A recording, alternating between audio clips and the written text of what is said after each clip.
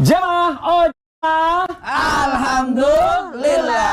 Alhamdulillahirabbil alamin. Kembali lagi di Islami Twinda, jamaah Islami Twinda yang dirahmati Allah. Masya Allah ya. Yang baru bergabung ya, kita ingatkan lagi, hari ini kita sedang membahas tentang tema tanda-tanda terjawabnya istikharah. Sudah dua tadi ya, bukan dua. Iya.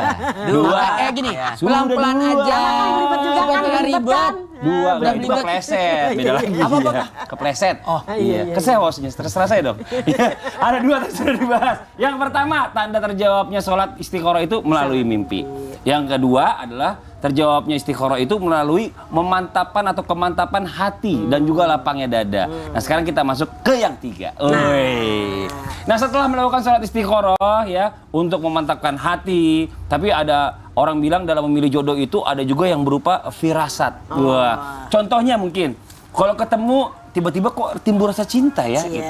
Ada yang ketemu kok ilfil ya, ngomongnya nggak enak mungkin. Kita ngomong apa, dia ngomong apa. Nah, ini apakah seperti itu Ustaz Syam? Firasat ini bisa menjadi satu patokan bahwa terjawabnya istikharah kita. Mohon izin penjelasannya Ustaz Syam. Bismillahirrahmanirrahim. Tabe, Bunda Lulung, Mas Fadli, Ustaz Maulana serta guru-guru kami yang dimuliakan Allah Subhanahu wa taala.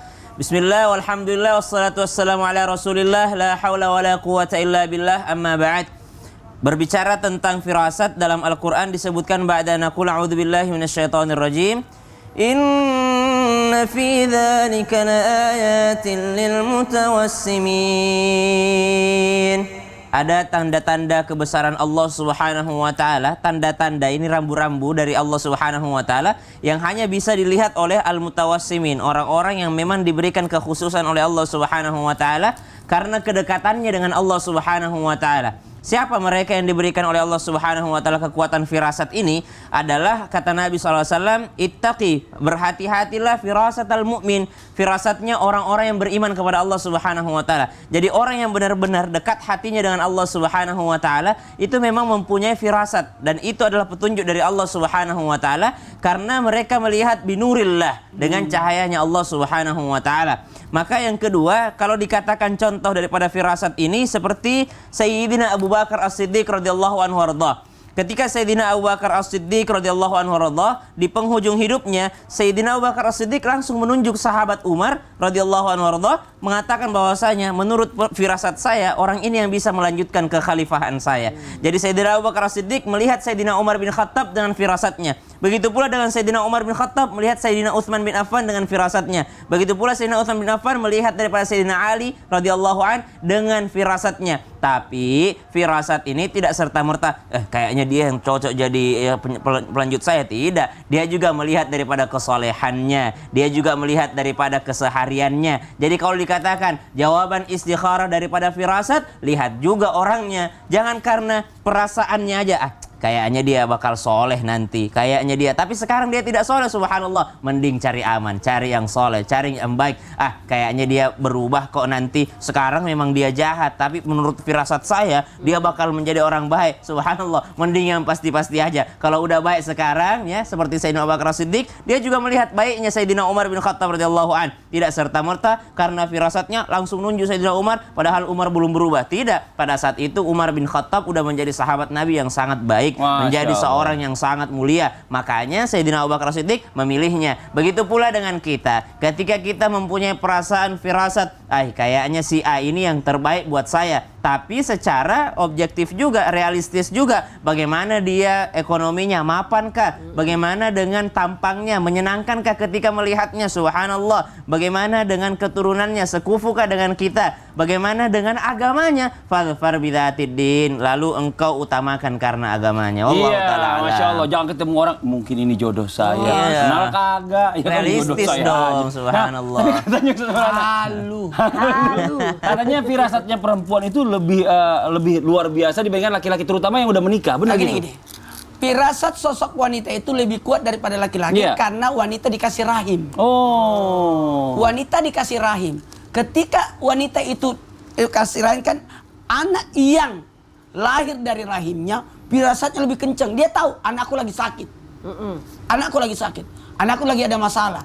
Itulah firasatnya sosok wanita kalau dia sudah ada jadi ibu. Kemudian firasatnya sosok wanita itu karena kebaikannya. Wanita itu luar biasa loh. Sehingga mohon maaf, saksi mereka dibutuhkan 4. Kalau laki-laki kan 2. Karena wanita itu kebaikannya lah yang membuat dia itu senantiasa mau berbuat baik. Dia marah sama suaminya tetap nyetrika. Itu kamu Kau tahu sih Pak Ustadz? Memang begitu aku. Perempuan itu begitu. Sering marah sama suaminya.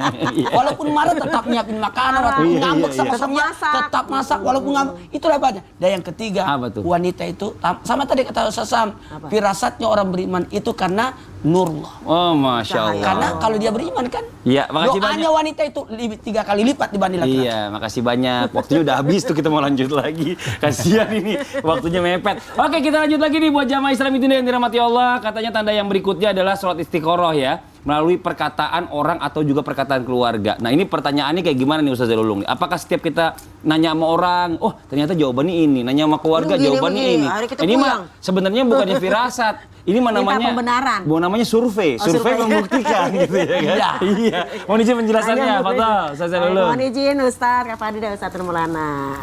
Jemaah, alhamdulillah. Perkataan, apa sih perkataan? Banyak dalam Al-Quran. Qaulan sadida, perkataan yang baik. Qaulan laina, perkataan yang lembut. Tergantung kita nanya sama siapa.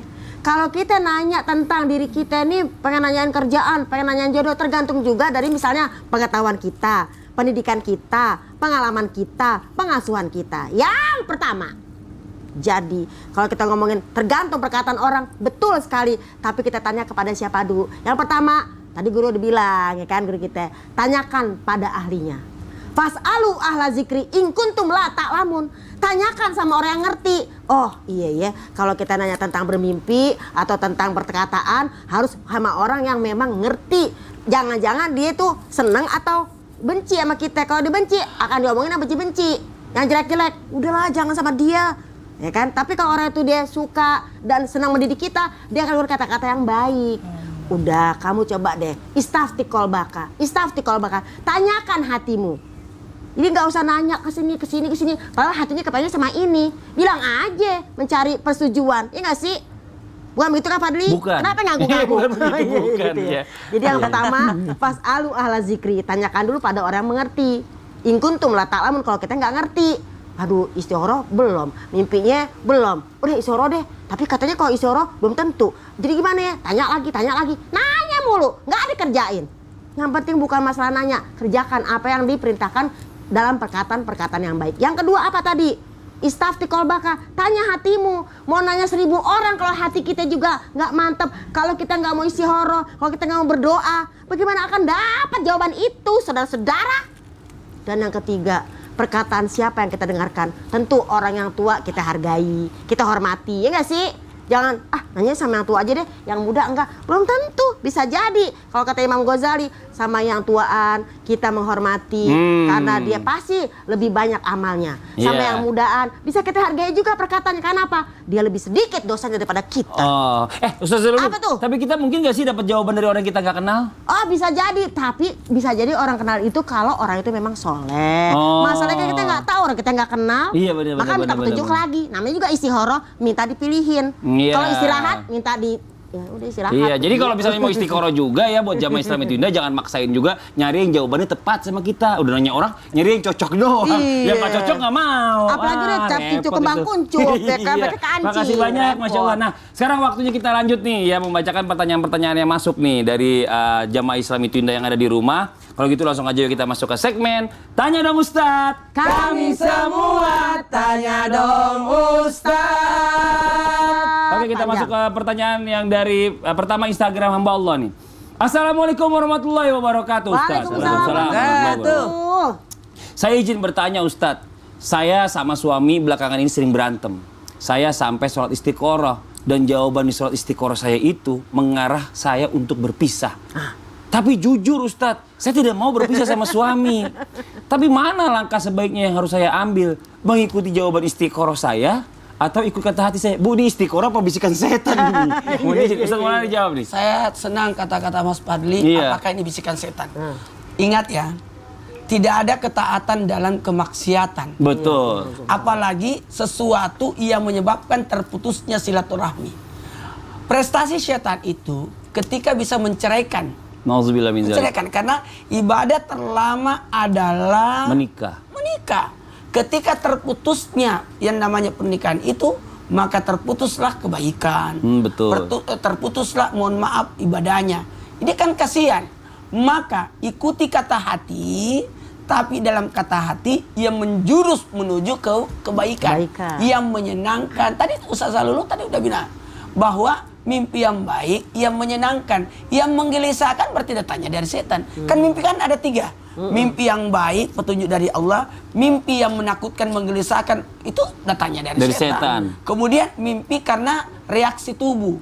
Banyak pikiran. Banyak pikiran. Jadi makanya mohon izin kalau semuanya jamaah. Assalamualaikum warahmatullahi wabarakatuh. Kalau kita sudah sholat, kita baca. Lalu kita pegang ini.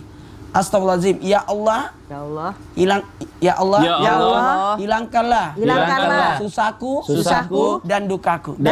Susah di mana? Sini. Duka di mana? Di sini. Sakitnya di sini. Iya, Masya Allah. Makasih banyak Ustadz Maulana jawabannya. Kita masuk ke pertanyaan yang berikutnya dari Instagram Anissa Delia. Wah, Anissa Delia. Assalamualaikum Ustadz. Waalaikumsalam warahmatullahi wabarakatuh. Izin bertanya, kapankah sebaiknya menyebutkan permintaan atau hajat saat sholat istikharah? Apakah di awal, di tengah, atau ketika dalam salat? Dan sebaiknya dilafazkan atau cukup dalam hati saja? Nah, ini coba Ustaz Syah, mohon izin dijawab nih Ustaz Syah. Baik, bismillahirrahmanirrahim. Tabi guru Ustaz Maulana, Ustaz Zalulu, Mas Fadli, serta guru-guru kami yang dimuliakan Allah Subhanahu wa taala, penanya yang dimuliakan Allah Subhanahu wa taala. Berbicara tentang sholat istikharah ini, kan Nabi SAW mengingatkan kepada para sahabat sehingga sampai kepada kita semua umatnya baginda Nabi Muhammad SAW bahwa jikalau engkau ingin memilih dalam suatu perkara atau engkau ingin meminta solusi kepada Allah Subhanahu wa taala, maka segeralah untuk sholat 2 rakaat. Setelah itu mintalah petunjuk dari Allah Subhanahu wa taala. Jadi kalau ditanyakan kapan sebenarnya waktu kita minta petunjuknya, sholatnya itu adalah sholat minta petunjuk, namanya sholat istikharah. Tapi sholat sunnahnya adalah sholat sunnah mutlak. Setelah itu barulah kita minta sama Allah Subhanahu wa taala, baik dalam keadaan berdiri, baik dalam keadaan ruku', baik dalam keadaan sujud, ataupun dalam keadaan tahiyat akhir, kita bisa memohon kepada Allah Subhanahu wa taala petunjuk atas perkara yang sedang kita alami. Ba'da naqul a'udzubillahi minasyaitonir rajim. Ya ayyuhalladzina amanu ista'inu bis-sabri was-salah. Innallaha ma'as sabirin. Maka mintalah dengan sabar dan sholat karena Allah bersama dengan orang yang sabar. Maka yang pertama yang perlu kita pahami bahwa ketika sholat sunnah 2 rakaat benar-benar lakukan karena Allah Subhanahu wa taala. Itu yang pertama, niatnya dulu. Niatnya karena Allah Subhanahu wa taala. Yang kedua, mintalah petunjuk kepada Allah Subhanahu wa taala. Kalau di dalam sholat dia minta petunjuk sama Allah, kalau misalnya bahasa Indonesia cukup dalam hati saja.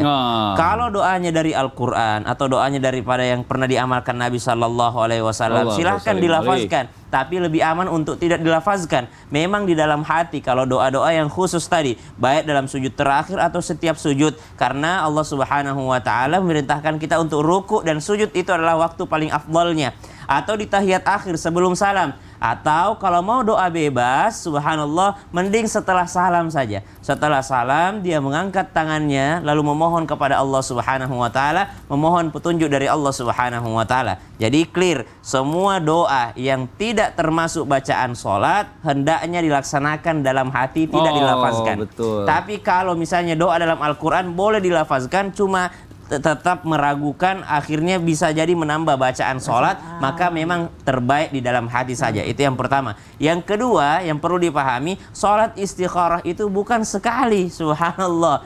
Ya, walaupun sudah dapat mimpi, sekali sholat istikharah udah dapat jawabannya dalam mimpi, perlu juga kemantapan hati. Kemantapan ini tidak mungkin bisa dengan satu mimpi. Ada ulama bermimpi 2 kali, ada yang sampai 3 kali, ada yang sampai berkali-kali tiap malam. Waktu kami minta tolong kepada guru kami Ustadz Abi Maki, minta tolong istikharah Abi tentang jodoh ini, maka Abi mengatakan di hari ketiga baru sekali mimpi. Tunggu ya, ya di seminggu sebelumnya udah baru 2 kali mimpi. Tunggu ya, subhanallah. Kapan Nabi? Tunggu, belum sempurna mimpinya. Jadi ada beberapa tahap. Jadi kalau sekelas guru-guru kita saja mengulang-ulang istikharahnya, apalagi kalau orang awam seperti kita ini, subhanallah. Maka pahami sholat istikharah bukan hanya 1 kali sholat tiba-tiba langsung dapat jawaban, tapi sholat istikharah itu adalah selain daripada mendapat jawaban, mendapat juga daripada ibadah, nilai ibadah kepada Allah Subhanahu wa taala. Maka lakukan berulang-ulang. Kalau bisa bagusnya adalah saat tengah malam sepertiga malam yang terakhir. Maka subhanallah, ketika seseorang sudah mendapatkan jawabannya, perlu juga memantapkan hati dengan jawaban yang berulang-ulang datang dari Allah Subhanahu wa taala. Kalau ditanyakan, kalau doanya Ustaz seperti ini, mau sebut nama, maka lakukan di luar sholat. Jangan lakukan di awal sholatnya, jangan dilakukan di dalam sholatnya, jangan dilakukan dalam sujudnya, apalagi sampai nangis-nangis minta sama Allah Subhanahu wa taala, boleh saja, tapi jangan sampai terucap karena bisa membatalkan sholat. Hati-hati kita dengan bacaan sholat ini. Lalu setelah assalamualaikum silahkan zikir, istighfar, sholawat, kemudian doa-doa yang lainnya, baru minta petunjuk sama Allah Subhanahu wa taala. Allah taala alam. Jadi gitu. Jadi kalau misalnya kita ada hajat nih, jangan doanya kenceng-kenceng. Kalau kenceng-kenceng kayak saya nggak mau saya doa kenceng-kenceng. Takutnya kalau saya doa kenceng Ustaz Maulana ngiri. Hah? Kenapa? Hah? Apaan sih? Kenapa? Iya. Masa sih? Kok kayak Iya. musik sih? Masa? Ya Allah Tuhan. Ya Allah. Ada apa dengan pohon itu? Tadi Ustaz Lulung bisik-bisik. Sekarang Mas Tadi lagi yang bisik-bisik. Iya. Mungkin ini tanda jawaban istikharah. Oh iya. Yaitu tentang bisikan. Juga ya. Kenapa? Sebelah sini sekarang yang ngomong. Bisikan-bisikan apa? Ya Allah. Bisikan-bisikan apa? Bisikan kalau kita akan kembali lagi setelah yang satu ini. Tetap di Islam itu Indah. Jamaah. Alhamdulillah. Mana ada bisikan.